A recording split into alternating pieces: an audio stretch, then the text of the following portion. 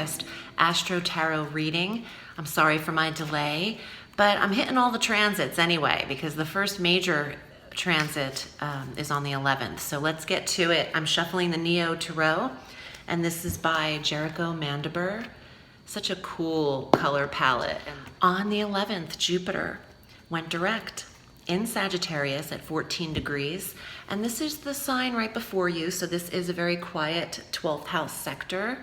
And I don't mind this sector with Jupiter. You are receiving a lot of intuitive data right now and have been for a full year and will continue to do so until December 2nd while Jupiter is still here forward. This is expansion in the sector of the subconscious mind. There's an awareness in your internal processing. You can probably see years in advance with Jupiter in the 12th house. Strong dream activation, strong memory recall. On the 11th, additionally, Mercury entered Leo, and this is your 8th house. This is a shared resources sector.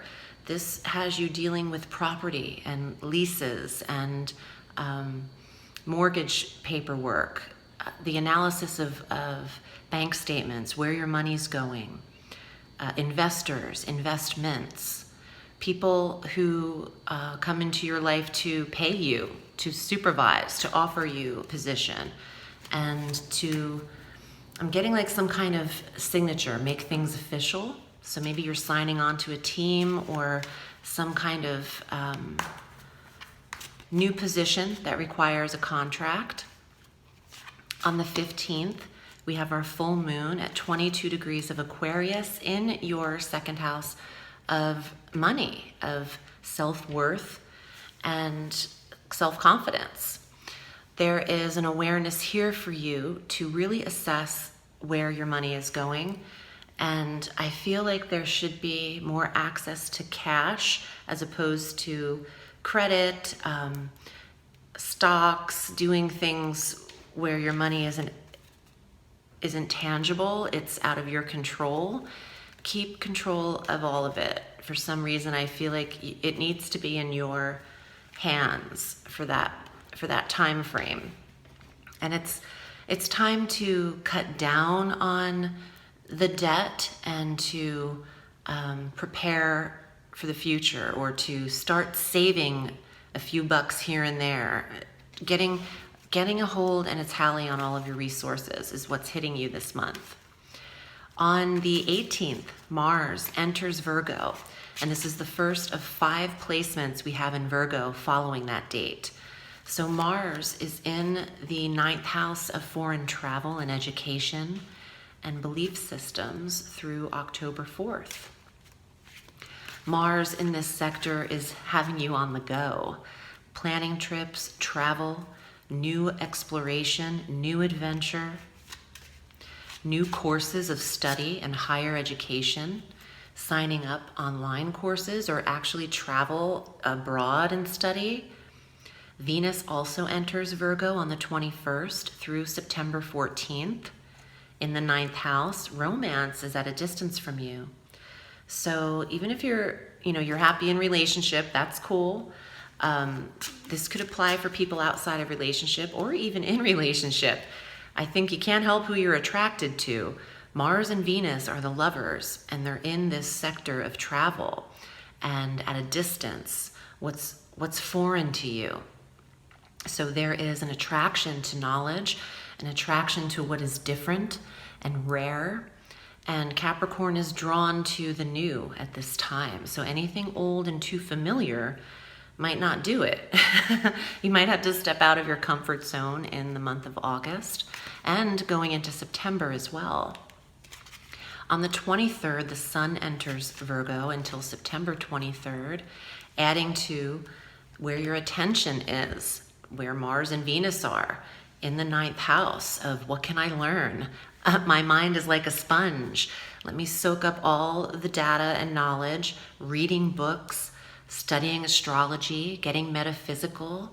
This will all apply, and Capricorn loves to kind of retreat and go somewhere mentally, even if you're just exploring in the mind. I think you'll be hitting the pavement and taking trips, but This is about your belief system, the 9th house. So conjuring up a new purpose, a new system, belief system, a new style of living. On the 29th, Mercury enters Virgo until September 14th. So this is about learning, books, study, writing, traveling, and then writing reviews about the place you've gone to visit. Keeping a journal is super important in this time frame for Capricorn. And communicating with the people you should be is important as well. Our new moon is on the 30th at 6 degrees of Virgo. It's like this whole sector of the 9th house is lit up for you. So new places, new experience, new exploration. Capricorn is not about the old right now. This is all about, let me get a fresh start here in this area. And this will all trine Saturn and Pluto, which are in your first house. Your personal placements are with you. And Uranus is in Taurus. So this is a grand Earth trine that we're entering. And into September, these energies will all affect each other and interact with each other. Saturn and Pluto are contributing to any limitation that you think you may have, because there are none. There are no limitations. The sky is limitless. And only what you are telling yourself is what's limiting you. And Saturn and Pluto in the first house in Capricorn are there to remind you of what you think you are limited by. I would ignore what your mind tells you and make up a different story. Let's see what's here in your tarot, and be prepared for a few surprises, because Uranus is involved in Taurus, and it doesn't have to be negative. Upheaval doesn't have to be uncomfortable. It can reroute you to serve your better alignment. It's like a much needed chiropractic adjustment. Let's see what's here. 7 of Swords. You can't take everything with you. There's 2 swords that this guy leaves behind in the 7 of Swords, and some of this suggests not to worry excessively. It could be somewhat of a little anxiety. Take on what you can hold, leave the excess behind. You're only one individual. Again, it is the mind that's telling you you can't handle everything. You don't have to listen to this thing called the mind. You can control it. What else is here? 6 of Wands. This is a victory, an accomplishment. The prodigal son returning home, a reward, and a victory that's long overdue. King of Fire, King of Wands. So it could be fire sign energy in your life, Aries, Leo, or Sagittarius, or their rising sign. And if that doesn't apply to you, the King of Wands can show up, because that is an energy that Capricorn should channel in the month of August, mid-August forward especially. This is about independence and entrepreneurialism, the highest form of creativity and artistic control. And the King of Wands is a performer and a romantic, and is a dreamer, but will not just live in the dream state. We'll have to manifest this dream tangibly, because he's fire. And I just think that some of you are going after your dreams, and with the 6 of Wands, you'll achieve them.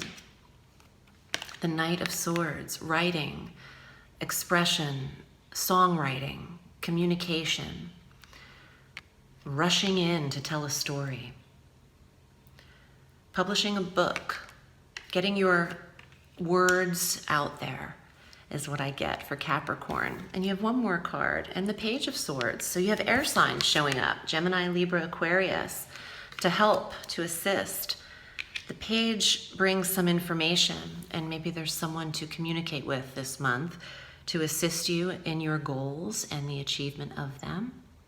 Thank you so much, Capricorn. I hope this was helpful.